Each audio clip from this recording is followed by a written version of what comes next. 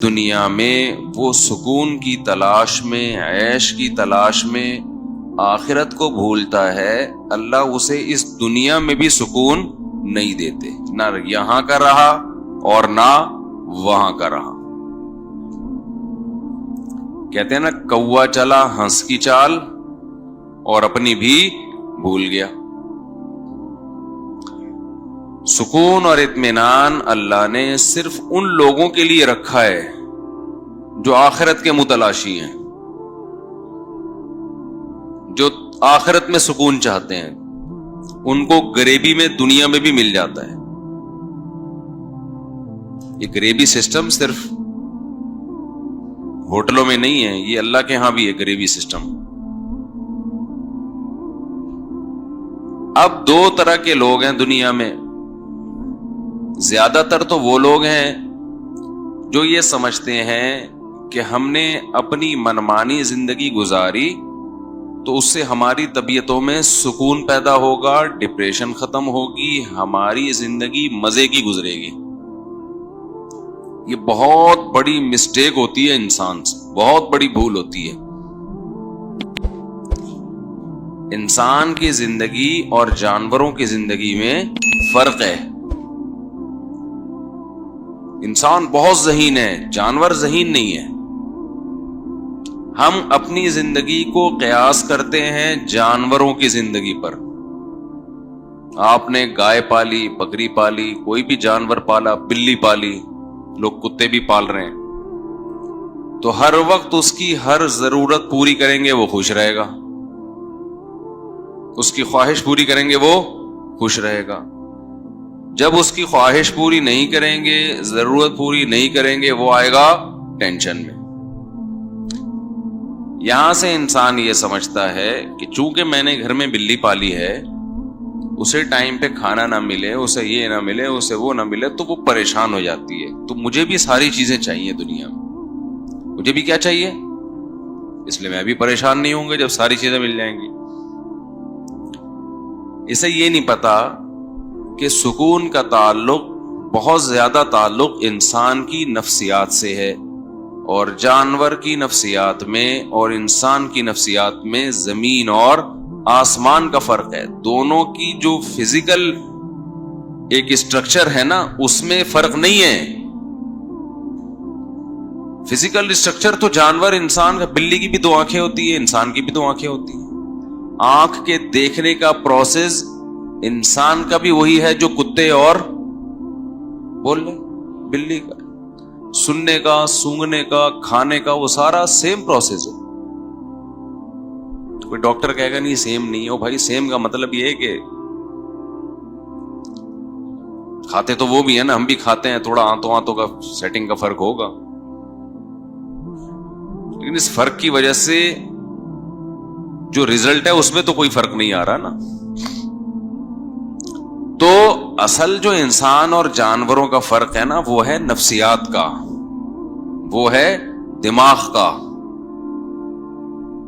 کتنا آپ لوگ کے لیے میں نے آسان کر دیا لیکچر کے، دماغ بولتا ہوں تو دماغ کی طرف اشارہ بھی کر رہا ہوتا ہوں تاکہ کنفیوز نہ ہو۔ اب ایسا نہ ہو کہ دماغ بول رہا ہوں تو شاید اس سے گھٹنا مراد ہے۔ تو فرق کس کا ہے؟ نفسیات کا۔ انسان بے انتہا ذہین ہے، اسے خوش رکھنے کے وہ فارمولے نہیں ہیں جو جانوروں کو خوش رکھنے کے ہیں۔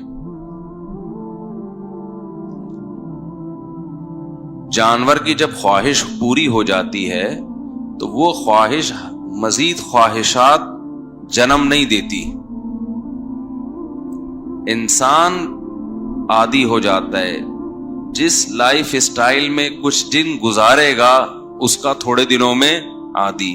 اب اس کو سکون اور مزے کے لیے اس سے اوپر کی چیز چاہیے، اس چیز میں اس کو سکون بولو نہیں ملے گا، اب اوپر کی چیز چاہیے۔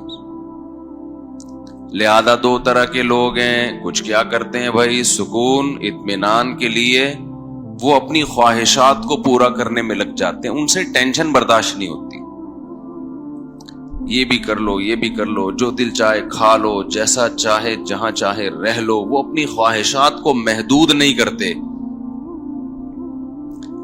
لیکن اللہ اور اس کے رسول صلی اللہ علیہ وسلم نے جو سکون کا طریقہ بتایا وہ خواہشات کو پورا کرنا نہیں ہے بلکہ خواہشات کو کنٹرول کرنا ہے. خواہشات کو کیا کرنا ہے؟ کنٹرول کرنا ہے. اگر آپ نے کنٹرول کرنا شروع کر دیا خواہشات کو، اچھا اب اس میں بھی دو طرح کے لوگ ہیں جو خواہشات کو کنٹرول کرنے والے ہیں. کچھ ایسے ہیں جو کہتے ہیں کہ اپنی کوئی خواہش ہی پوری نہ کرو. بعض مذہبوں نے ایسا کیا نا کہ خواہشات، کوئی بھی خواہش پوری نہ ہو، بس اوٹ پٹانگ زندگی گزارو. آپ اسلام نے کیا کیا بھائی؟ اعتدال بتایا. کچھ خواہشات پوری کرنی ہے، کچھ خواہشات آخرت کے لیے چھوڑ دینی ہے، اور کچھ خواہشات آپشنل ہیں، پوری کرو ٹھیک ہے، نہیں کرو گے تو ثواب ملے گا. آپ کا دل چاہتا ہے میں ہمیشہ کھاتا پیتا رہوں، اللہ کہتے ہیں نہیں، روزے زیادہ سے زیادہ رکھو تو اللہ تعالیٰ خوش ہوگا. رمضان کے روزے تو فرض ہیں، اس کے علاوہ بھی اللہ نے کہا کہ جتنے رکھنا چاہو رکھ سکتے ہو. تو روزہ کھانے سے خواہش پوری ہوتی ہے یا روزہ رکھنے سے؟ کھانے سے پوری ہوتی ہے نا، لیکن نفس اور انسان کا دل نہیں چاہتا کہ میں روزہ رکھوں. آج بہت بڑا مسئلہ یہ ہے کہ ہم میں کوئی شخص اللہ کے لیے قربانی دینے کے لیے تیار نہیں ہے. ہم چاہتے ہیں کہ بس مزے کی زندگی گزرتی رہے، ہر وقت کھاؤ پیو موج مستی. اس کی وجہ سے ٹینشن ختم ہونے کے بجائے ٹینشن بڑھنا شروع ہوتی ہے.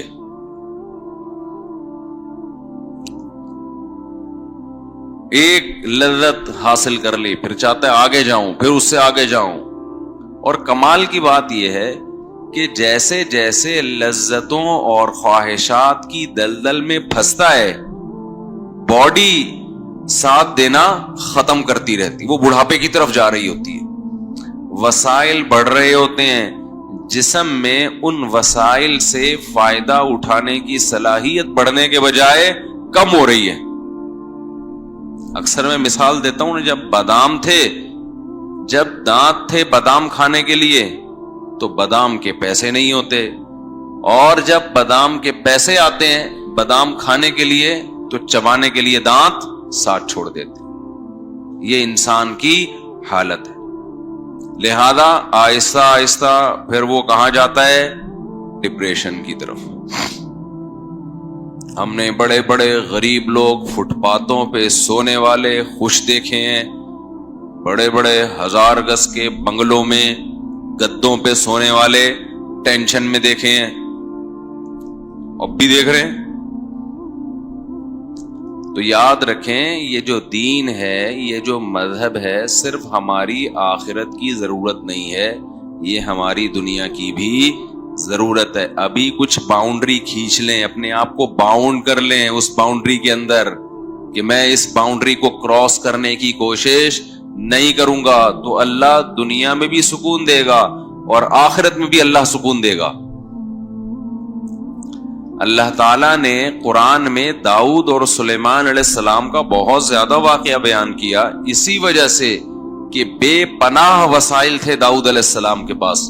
میں حیران ہوتا تھا کہ قرآن نے داؤد علیہ السلام کی عبادت کا بہت تذکرہ کیا ہے، حالانکہ سارے پیغمبر عبادت گزار ہوتے تھے. کیا خیال ہے بھائی؟ لیکن زیادہ تر تذکرہ کس کی عبادت کا آ رہا ہے قرآن میں؟ داؤد. ذکر بھی ان کا، تلاوت بھی ان کی. وجہ اس کی یہ ہے کہ داؤد علیہ السلام کو اللہ نے دولت، حکومت، عزت، شہرت یہ دوسروں سے زیادہ دی تھی.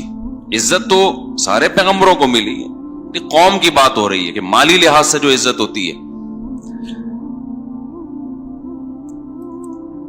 ایسے میں انسان اس مال و دولت میں آ کے اللہ کو بھول جاتا ہے. قرآن کہتا ہے ہم نے داؤد سے کہا اعملوا آل داؤد شکرا، اے داؤد ہم نے آپ کو یہ وسائل دیے،